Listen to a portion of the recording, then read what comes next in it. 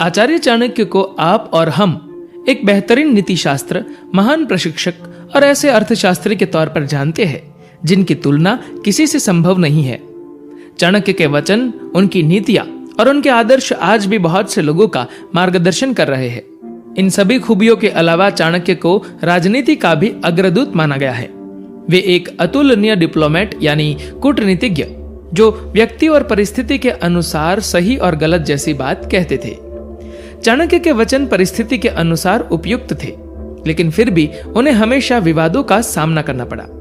उनके कथन जीवन के विभिन्न पहलुओं को छूते थे। उनका कहना था, नास्ति बुद्धिमताम शत्रुः। इसका अर्थ है कि समझदार व्यक्ति का कोई शत्रु नहीं होता है। लेकिन उनकी यह बात भी विवादों से घिरी है।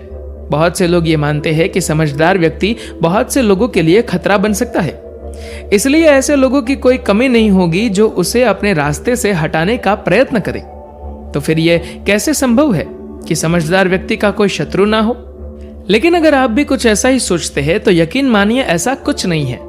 चाणक्य हमेशा अच्छे आचरण और परिष्कृत चरित्र की बात कहते रहे हैं, लेकिन उनके लिए इतने महत्वपूर्ण क्यों है यह जानने का प्रयत्न करते हैं।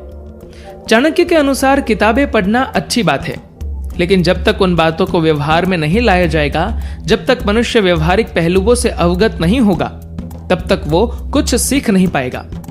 ये कहना कदापि गलत नहीं होगा कि उनके लिए हमेशा व्यवहारिक ज्ञान सर्वोपरि रहा।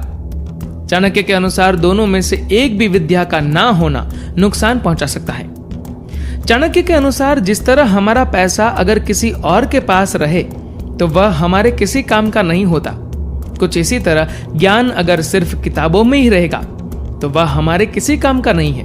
उसे ग्रहण करना ही एकमात्र विकल्प है। शिक्षित इंसान अगर सामने वाले व्यक्ति को सम्मान देना नहीं जानता, अपने अलावा वह किसी और की कद्र नहीं करता, तो उसका वह ज्ञान भी किसी काम का नहीं है। लेकिन क्या वास्तव में एक बुद्धिमान इंसान शत्रुता से दूर रहने के बावजूद अपने लिए सफलता की राह चुन सकता है, अपनी सफलता की गारंटी ले सकता है? एक ऐसे राज्य की कल्पना कीजिए जहां सभी व्यक्ति समझदार है और उनकी बुद्धिमत्ता की वजह से उनका कोई दुश्मन या शत्रु भी नहीं है। ऐसे मनुष्य का बहुत सी चीजों पर नियंत्रण रहता है और बहुत सी चीजें उसके नियंत्रण से बाहर होती हैं, जैसा कि किसी भी आम इंसान के साथ होता है। एक बुद्धिमान इंसान हर वो चीज करता है, हर वो पैतरा आजमाता है जिसकी वजह से वह किसी लड़ाई झगड़े या किसी द्वंद्व में ना पड़े, किसी क्लेश में ना पड़कर वह अपना बहुत सा समय बचा लेता है। निश्चित तौर पर वो अपना वह समय अपने काम में लगा सकता है। इस समय का प्रयोग वह अपनी क्षमता बढ़ाने के लिए कर सकता है। मनुष्य हमेशा अपने अहंकार को शांत करने की कोशिश करता रहता है। वह यह नहीं सोचता कि इस चक्कर में वह अपने बहुत से कार्यों से दूर है। वह इस समय का उपयोग किसी सही स्थान पर कर सकता है।